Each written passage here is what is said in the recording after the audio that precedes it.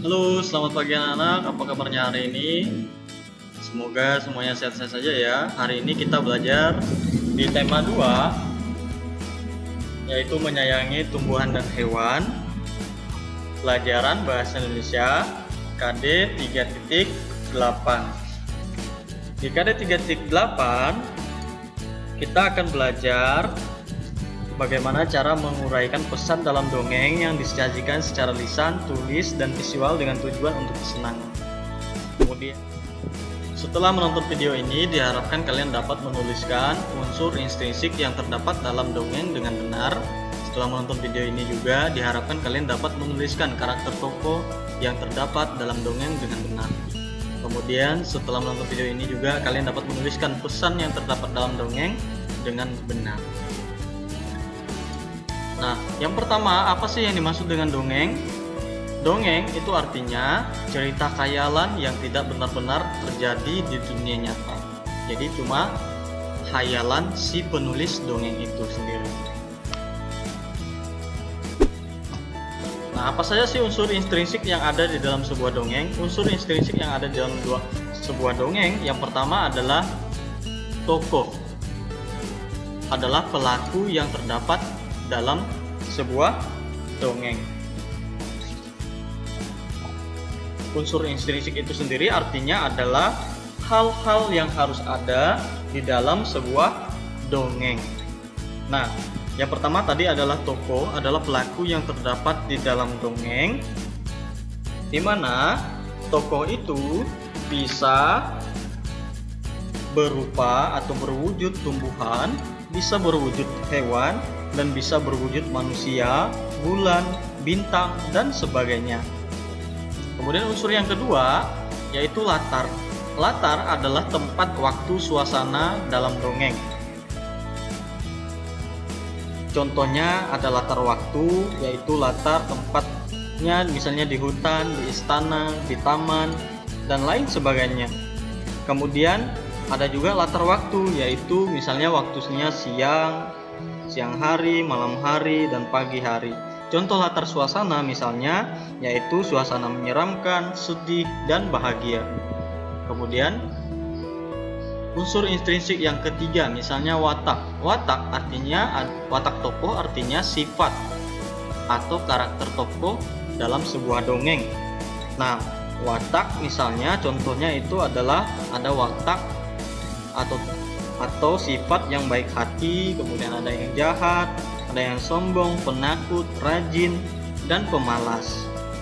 Kemudian unsur yang keempat dalam sebuah dongeng adalah alur.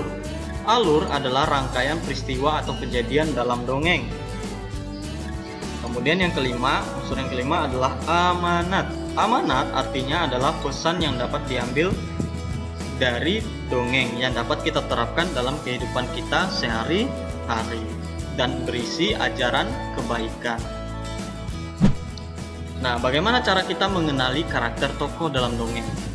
Kita bisa mengenali karakter tokoh dalam dongeng dengan melihat ciri-ciri dari karakter tokoh di dalam cerita dongeng tersebut. Misalnya, karakter sombong, ciri-cirinya menganggap dirinya lebih baik dari orang lain, menganggap dirinya lebih kaya dari orang lain, kemudian tidak mau menerima saran dari orang lain.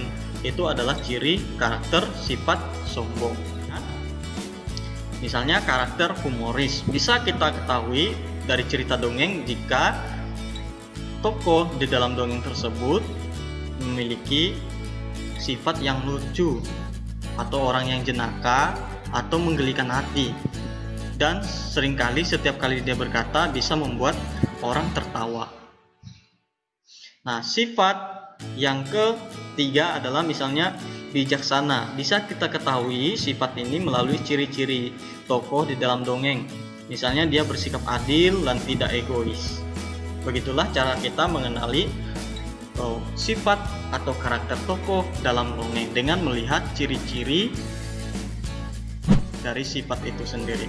Nah, bagaimana cara menemukan pesan dalam dongeng? Cara menemukan pesan dalam dongeng, yang pertama adalah kita harus membaca dongeng tersebut jika dongeng tersebut berupa teks. Kemudian, jika dongeng tersebut dibacakan oleh gurumu atau temanmu, maka kamu harus menyimak dongeng tersebut hingga habis atau seluruhnya. Kemudian jika dongeng tersebut dalam bentuk video atau film, maka kamu harus menonton video tersebut sampai selesai. Baru kamu bisa menemukan pesan dalam dongeng tersebut. Kemudian selanjutnya, setelah kamu membaca, menyimak, dan menonton video di dalam dongeng, kamu temukan kalimat-kalimat yang berisi ajaran kebaikan. Nah, biasanya kalimat-kalimat itu atau pesan di dalam dongeng itu berupa nasihat, ajakan, ataupun larangan. Bagaimana kita mengidentifikasi unsur intrinsik dongeng? Salah satunya adalah contoh dongeng Semut dan Jangkrik yang akan Bapak tampilkan di dalam bentuk video. Pertama, kita harus menonton video dongeng ini dengan cermat sampai selesai. Yang kedua, kita harus menyimak cerita dongeng yang ditonton dengan saksama, artinya dengan teliti, kemudian dengan cermat, kemudian sampai habis atau keseluruhan dongeng tersebut. Kemudian yang ketiga, kita menjawab pertanyaan berdasarkan kata tanya apa, di mana, kapan, siapa, mengapa, dan bagaimana. Mari kita tonton video dongeng Semut dan Jangkrik berikut.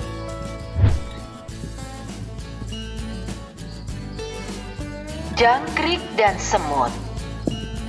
Suatu ketika, Jangkrik dan para semut hidup bersama di padang rumput.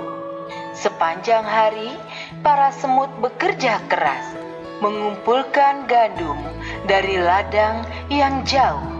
Mereka biasa bekerja disiplin. Mereka pergi ke ladang tiap pagi begitu hari terang, dan pulang mengangkut bulir gandum berat diseimbangkan di kepala.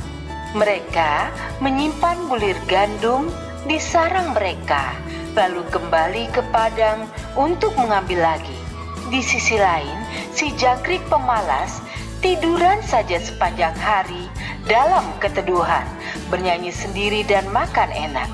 Ia menikmati hidupnya tanpa peduli apa yang akan terjadi. Ia selalu mengasihani semut-semut yang bekerja keras tiap hari. Hari-hari berlalu. Si Jangkrik melompat malas di rumput, hangat, senang, dan kenyang. Bernyanyi-nyanyi pada diri sendiri karena hidupnya baik.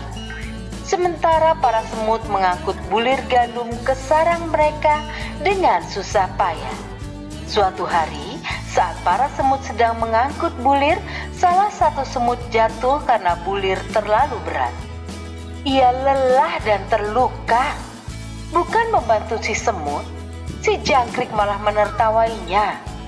Si semut bertanya, "Pak Jangkrik, bolehkah bantu aku membawa bulir ini sampai sarangku? Aku akan sangat berterima kasih padamu." Tapi si Jangkrik mengabaikannya dan terus bermain musik. Dengan bersusah payah, si semut mengangkut bulir itu. Kenapa kau bekerja keras, semut? Kata si Jangkrik.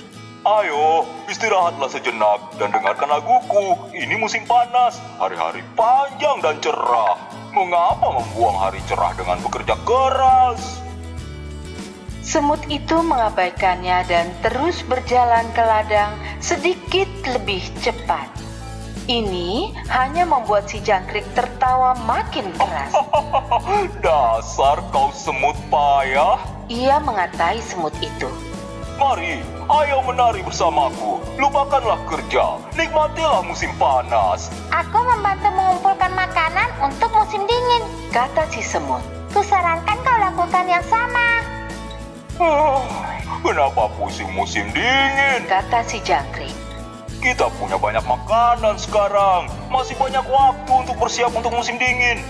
Tapi si semut tahu yang ia lakukan dan terus bekerja.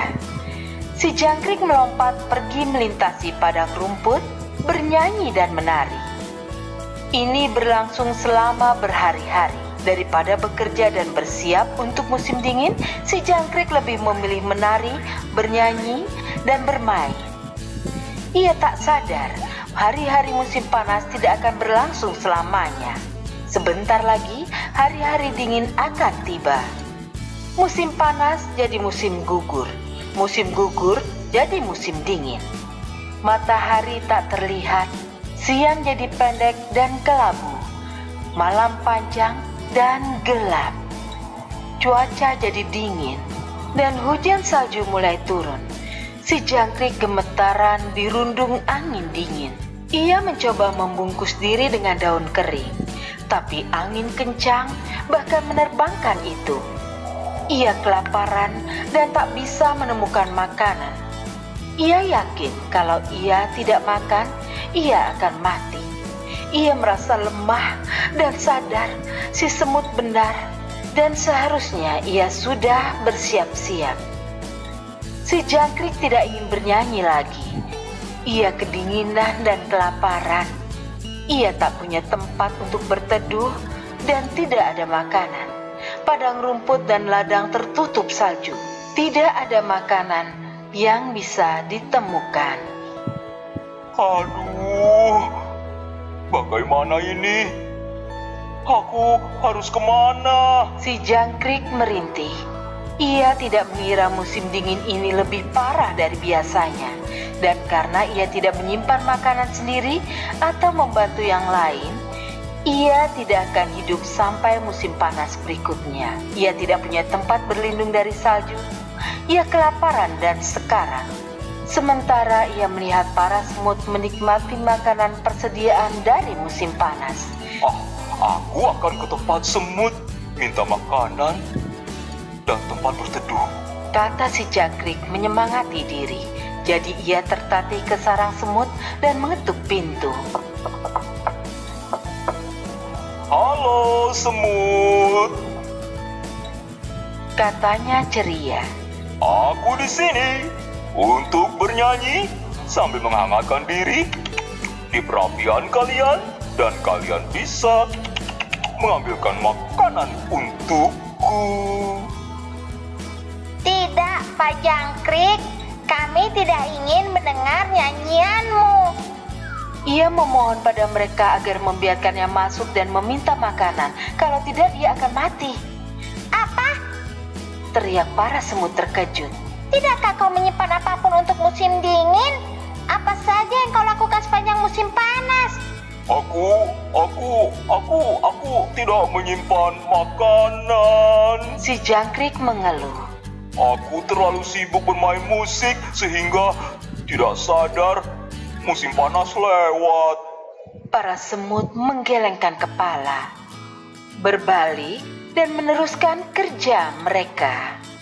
Si semut yang pernah minta bantuan pada si jangkrik menatapnya dan berkata, Sepanjang musim panas, aku bekerja keras. Tapi kau mengejekku, bernyanyi dan menari.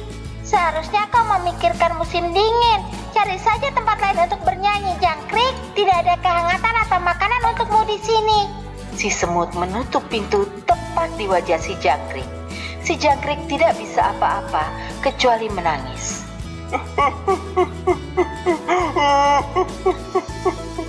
Selesai. Selanjutnya, bagaimana cara kita menemukan dan memahami unsur intrinsik yang terdapat dalam dongeng semut dan jangkrik tadi? Caranya adalah kita menjawab pertanyaan berdasarkan kata tanya apa, di mana, siapa, mengapa, bagaimana, dan kapan. Namun sebelum menjawab pertanyaan berdasarkan kata tanya tersebut, kita terlebih dahulu membuat kalimat tanya menggunakan kata tanya apa, di mana, siapa, mengapa, bagaimana, dan kapan. Saat kita membuat kalimat tanya, maka kita harus memahami kegunaan dari kata tanya tersebut. Kata tanya apa digunakan untuk menanyakan amanat, benda, atau peristiwa di dalam dongeng. Kata tanya apa bisa kita buat pertanyaan berdasarkan dongeng semut dan jangkrik seperti berikut. Apa yang dilakukan semut sebelum musim dingin,